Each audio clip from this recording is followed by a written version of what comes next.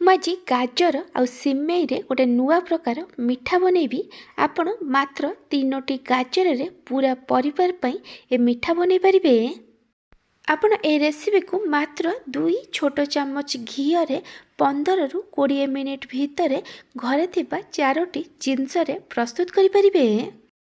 ଯଦି ଆପଣଙ୍କ ପାଖରେ ଗାଜର କମ୍ ଅଛି କି ଗାଜର ହାଲୁଆ ବନେଇବା ପାଇଁ ସମୟ ନାହିଁ କି ଗାଜର ହାଲୁଆ ଖାଇବା ପାଇଁ ଇଚ୍ଛା ହେଉନି, ତାହେଲେ ଗାଜରକୁ ଥରେ ଏମିତି ପ୍ରସ୍ତୁତ କରନ୍ତୁ। ଦେଖିବେ ଛୋଟରୁ ବଡ଼ ସମସ୍ତଙ୍କୁ ବହୁତ ପସନ୍ଦ ଆସିବ। ନମସ୍କାର, ଟ୍ୱିଙ୍କଲ୍ କିଚେନ୍କୁ ଆପଣମାନଙ୍କୁ ସ୍ୱାଗତ। ଗାଜରର ଏହି ରେସିପି ପାଇଁ ମୁଁ ଏଠି 3ଟା ଗାଜର ନେଇଛି। ଏଠି ପାଖାପାଖି 300 ଗ୍ରାମ ଗାଜର ଅଛି। ତା ସହିତ ମୁଁ ଏଠି 1/3 କପ୍ ସିମେଇ ନେଇଛି, କିଛି କାଜୁ, କିଛି କିସମିସ୍ ନେଇଛି ଆଉ 4ଟା ଗୁଜୁରାତିକୁ ଛେଚିକି ନେଇଛି। ଆ ଜାଗାରେ ଆପଣ ଗୋଟେ ଛୋଟ ଚାମଚ ଗୁଜୁରାତି ଗୁଣ୍ଡ ନେଇପାରିବେ। ଏବେ ଆମେ ଗାଜରର ଉପର ସ୍କିନ୍କୁ ଏମିତି ଲାଇଟଲି ପିଲ୍ କରିଦେବା। ଗାଜରର ଉପର ସ୍କିନ୍କୁ ଲାଇଟଲି ପିଲ୍ କଲା ପରେ ଆମେ ଗାଜରର ଉପର ପଟ ମୁଣ୍ଡ ଆଉ ତଳ ପଟ ମୁଣ୍ଡକୁ କାଟିକି ବାହାର କରିଦେବା। ତାପରେ ଆମେ ଗାଜରକୁ ଭଲସେ ଧୋଇକି ନେଇଯିବା। ମୁଁ ଏଠି ଗାଜରକୁ ଭଲସେ ଧୋଇକି ନେଇଯାଇଛି। ଏବେ ଆମେ ଗାଜରକୁ କୋରିବା, ସେଥିପାଇଁ ମୁଁ ଏଠି ଗୋଟେ ଗ୍ରେଟର ନେଇଛି। ଗ୍ରେଟରର ମିଡ଼ିୟମ୍ ପଟେ କି ବଡ଼ ପଟେ ଗାଜରକୁ ଭଲସେ କୋରିକି ନେଇଯିବେ। ଆପଣ ଏହି ରେସିପି ପାଇଁ ଟିକେ ଭଲ ନାଲି ନାଲି ଗାଜର ନେବେ। ଆପଣ ଏହି ରେସିପିକୁ କେଉଁ ଜାଗାରୁ ଦେଖୁଛନ୍ତି କମେଣ୍ଟ ସେକ୍ସନରେ ଜଣାଇବେ। ଏମିତି ଭାବେ ଆମେ ସବୁ ଗାଜରକୁ ଭଲସେ କୋରିକି ନେଇଯିବା। ବେଳେବେଳେ ଗାଜର ଭିତରେ ଏମିତି ହଳଦିଆ ହୋଇଯାଇଥାଏ। ଏ ହଳଦିଆ ଗାଜରକୁ ପକାଇବେନି, କାରଣ ଏ ମିଠା ଲାଗିନଥାଏ ଆଉ ଖାଇବା ପାଇଁ ଭଲ ବି ଲାଗିନଥାଏ। ମୁଁ ଏଠି ସବୁ ଗାଜରକୁ ଭଲସେ କୋରିକି ନେଇଯାଇଛି। ମୁଁ ଏଠି 600 ml କ୍ଷୀର ନେଇଛି। ଏବେ ଆମେ କ୍ଷୀରକୁ ସିଝେଇବା। ପ୍ରଥମେ ଆମେ କ୍ଷୀରକୁ ହାଇ ଫ୍ଲେମ୍ରେ ଫୁଟିବା ପାଇଁ ଛାଡ଼ିଦେବା। କ୍ଷୀର ଏଠି ଭଲସେ ହାଇ ଫ୍ଲେମ୍ରେ ଫୁଟିଗଲାଣି। ଏବେ ଆମେ କ୍ଷୀରକୁ ଭଲସେ ମିକ୍ସ କରିଦେବା। ତାପରେ ଆମେ ଲୋ ଫ୍ଲେମ୍ରେ 2ରୁ 3 ମିନିଟ୍ ପର୍ଯ୍ୟନ୍ତ କୁକ୍ କରିବା। ଏଠି 2ରୁ 3 ମିନିଟ୍ ହେଇଗଲାଣି। କ୍ଷୀରକୁ ଆଉ ଥରେ ଭଲ ଭାବେ ମିକ୍ସ କରିଦେବା ଆଉ ଇଣ୍ଡକ୍ସନ୍ ବନ୍ଦ କରିଦେବା। କ୍ଷୀରକୁ ଅଧିକ ସିଝେଇବା ଦରକାର ନାହିଁ। ମୁଁ ଏଠି ଗ୍ୟାସ୍ରେ ଗୋଟେ କଡ଼େଇ ବସାଇ ଗରମ ହେବାକୁ ରଖିଥିଲି। କଡ଼େଇ ଭଲ ଭାବେ ଗରମ ହେଲା ପରେ ମୁଁ ଏଥିରେ ଗୋଟେ ଛୋଟ ଚାମଚ ଘିଅ ଦେଉଛି। ଆପଣ ଏହି ରେସିପିକୁ ଘିଅରେ ବନେଇବେ, ଏହାଦ୍ୱାରା ଆର ଟେଷ୍ଟ ବହୁତ ଭଲ ଆସିବ। ଆମେ ଏ ରେସିପିରେ ବେଶୀ ଘିଅ ୟୁଜ୍ କରିବାନି, ମାତ୍ର 2 ଛୋଟ ଚାମଚ ଘିଅରେ ଏ ରେସିପିକୁ ବନେଇବା। ଘିଅ ଭଲ ଭାବେ ମେଲ୍ଟ କରିଗଲା ପରେ ମୁଁ ଏଥିରେ କାଜୁ ଦେଇଛି। କାଜୁକୁ ଭଲସେ ଲାଇଟ୍ ଗୋଲ୍ଡେନ୍ ବ୍ରାଉନ୍ କଲର୍ ହେବା ପର୍ଯ୍ୟନ୍ତ ଭାଜିବା। କାଜୁ ଏଠି ଭଲସେ ଭାଜି ହେଇଗଲାଣି। ଏବେ ଆମେ କାଜୁକୁ ଗୋଟେ ପ୍ଲେଟ୍ରେ କାଢ଼ିଦେବା। ଘିଅ ଏଠି ଗରମ ଅଛି। ଏବେ ଆମେ ଏଥିରେ କିସମିସ୍କୁ ଦେଇଦେବା ଆଉ କିସମିସ୍କୁ ଭଲସେ ଭାଜିକି ନେଇଯିବା। କାଜୁ କିସମିସ୍ର କ୍ୱାଣ୍ଟିଟି ଆପଣ ଆପଣଙ୍କ ଟେଷ୍ଟ ହିସାବରେ କମ୍ ବେଶୀ କରିପାରିବେ। ଆପଣ ଆପଣଙ୍କ ଚଏସ୍ର କିଛି ବି ଡ୍ରାଏ ଫ୍ରୁଟ୍ସ ପକାଇ ପାରିବେ।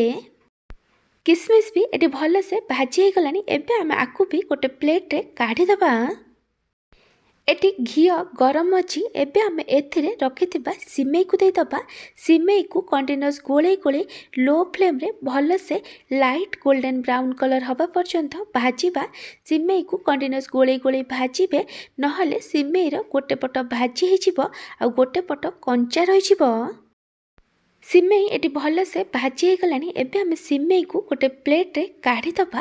ଯଦି ଆପଣଙ୍କ ପାଖରେ ରୋଷ୍ଟେଡ୍ ସିମେଇ ଅଛି, ଆପଣ ସେ ସିମେଇକୁ ବି ନେଇପାରିବେ।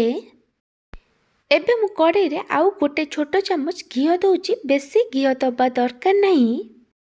ଘିଅ ଭଲ ଭାବେ ମେଲ୍ଟ ହେଇଗଲା ପରେ ଆମେ ଏଥିରେ କୋରିକି ରଖିଥିବା ଗାଜରକୁ ଦେଇଦେବା।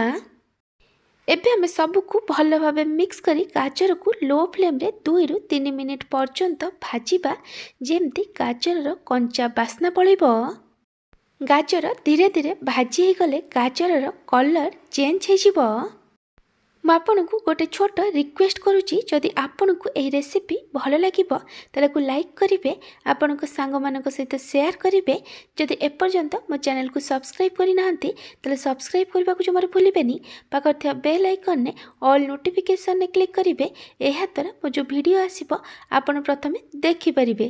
ଯଦି ଫେସବୁକ୍ରେ ଦେଖୁଛନ୍ତି ତାହେଲେ ଫଲୋ କରିବାକୁ ଜମାରୁ ଭୁଲିବେନି। 2ରୁ 3 ମିନିଟ୍ ପରେ ଦେଖିପାରୁଥିବେ ଏଠି ଗାଜରର କଲର୍ ଚେଞ୍ଜ ହୋଇଯାଇଛି, ଗାଜର ବି ଟିକେ ନରମ ହୋଇଯାଇଛି। ଏବେ ଆମେ 2 ଛୋଟ ଚାମଚ ଚିନିକୁ ଏମିତି ଗାଜର ଉପରେ ଖେଳେଇକି ଦେଇଦେବା।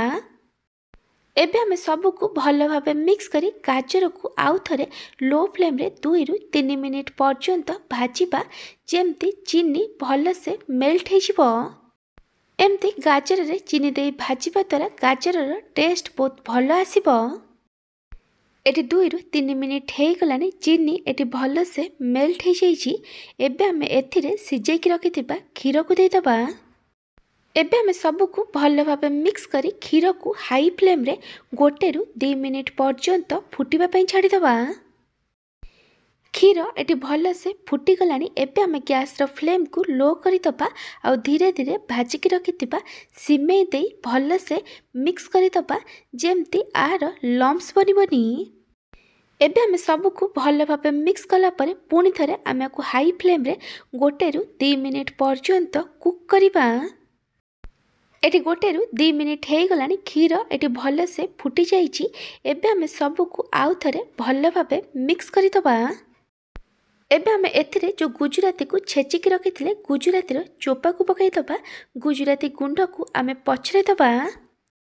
ଏବେ ଆମେ ଆକୁ ଲୋ ଫ୍ଲେମ୍ରେ 8ରୁ 10 ମିନିଟ୍ ପର୍ଯ୍ୟନ୍ତ କୁକ୍ କରିବା, ଯେମିତି ଗାଜର ଆଉ ସିମେଇ ଭଲସେ ସିଝିଯିବ।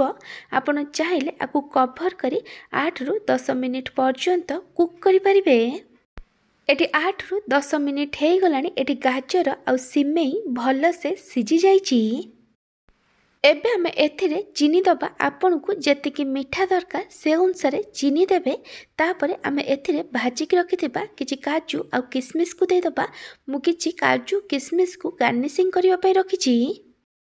ତାପରେ ଆମେ ଏଥିରେ ଗୁଜୁରାତି ଗୁଣ୍ଡକୁ ପକାଇଦେବା ଆଉ ସବୁକୁ ଭଲ ଭାବେ ମିକ୍ସ କରି ଆମେ ଆକୁ ମିଡ଼ିୟମ୍ ଫ୍ଲେମ୍ରେ 2ରୁ 3 ମିନିଟ୍ ପର୍ଯ୍ୟନ୍ତ କୁକ୍ କରିବା, ଯେମିତି ଚିନି ଭଲସେ ମେଲ୍ଟ ହୋଇଯିବ। ଏଠି 2ରୁ 3 ମିନିଟ୍ ହେଇଗଲାଣି। ଏବେ ଆମେ এই କ୍ଷୀରିକୁ ଆଉ ଥରେ ଭଲ ଭାବେ ମିକ୍ସ କରିଦେବା ଆଉ ଗ୍ୟାସ୍ ବନ୍ଦ କରିଦେବା। ମୁଁ କ୍ଷୀରିର କନସିଷ୍ଟାନ୍ସି ଏମିତି ରଖିଛି, କାରଣ କ୍ଷୀରି ଥଣ୍ଡା ହେଲା ପରେ ଏ ଆଉ ଟିକେ ବହଳିଆ ହୋଇଯିବ। ମୁଁ ଏଥିରେ ଗୋଟେ ପିଞ୍ଚ ଲୁଣ ପକାଇଛି। ଏଠି ଅପସନାଲ୍ ଅଛି, ଗ୍ୟାସ୍ ବନ୍ଦ କଲା ପରେ ହିଁ ଆପଣ ଏଥିରେ ଲୁଣ ପକାଇବେ। ଏହାଦ୍ୱାରା ଏ କ୍ଷୀରିର ଟେଷ୍ଟ ବହୁତ ଭଲ ଆସିବ। ଏବେ ଆମେ ସବୁକୁ ଆଉ ଥରେ ଭଲ ଭାବେ ମିକ୍ସ କରିଦେବା। ଏ ଗାଜର ସିମେଇ କ୍ଷୀରି ଏଠି ରେଡ଼ି ହୋଇଯାଇଛି। ଏ ଗାଜର ସିମେଇ କ୍ଷୀରି ଟିକେ ଥଣ୍ଡା ହେଲା ପରେ ମୁଁ ଏଠି ଆପଣଙ୍କୁ ଦେଖାଇ ଦେଉଛି। ଦେଖିପାରୁଥିବେ ଏ କେତେ ବହଳିଆ ହୋଇଯାଇଛି।